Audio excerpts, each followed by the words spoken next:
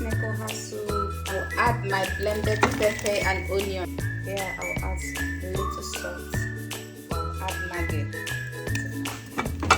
So I added smoked catfish earlier, so now I'm going to add my smoked Titus fish now. So I'm adding more water. So I'm adding blended crayfish. Now that everything is coming together,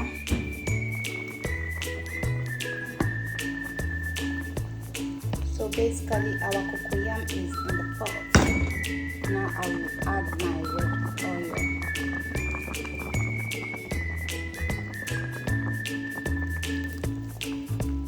Okay, so this is the time we have to introduce our oha.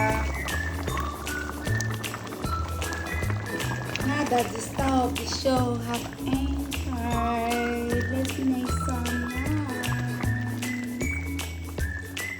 Make sure not to cook your oha for a long time. Immediately you put your leaf, please don't cook it for a long time. So I just turned off my gas. So this is the end of this video.